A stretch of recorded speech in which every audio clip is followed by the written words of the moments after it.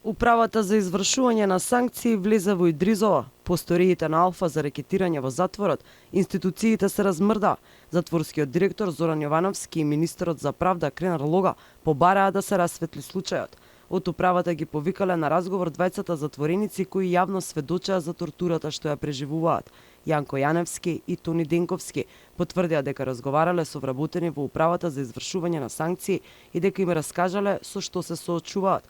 Јаневски веќе поднел кривично до обвинителството против командирот, за кој тврди дека го рекетирал и ги демантира неговите обвинувања дека му должал пари, па затоа така се однесувал кон него. Човекот едноставно е рекетар, во изминативе 9 до 10 месеци во неколку наврати ми има барано по 100, 200, 300, 500 евра со образложение дека му треба за регистрација за кола да му се помогне, за на свадба, за на лекар, за не знам ред други работи, тоа се негови можеби измислици, само како да дојде до некои пари.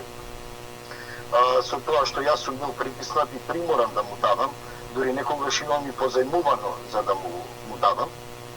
Тоа се случувало и пред цела соба, значи доаѓал тука и јадел и пиел кај нас и така натаму во нашата соба, инаку ние сме 6 цимери.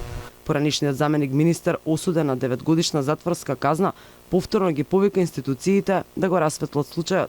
Затворскиот полицаец Миро Димов е алкохоличар кој често доаѓа на работа во пијана состојба и за одредена сума на пари може да ви донесе во затворот под надбор што душа ги ви посака, например дрога, кеш пари, алкохол, раке и така натаму.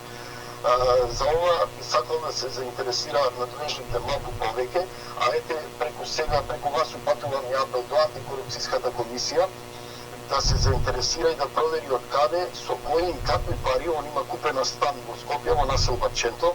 Од управата за извршување на санкции зборувале и со Тони Денковски, осуден на доживотен затвор за тројно убиство во скопски рибен ресторан.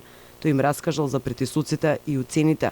Двајцата затвореници случаите ги имаат пријавено кај обвинителката Лиле Стефанова.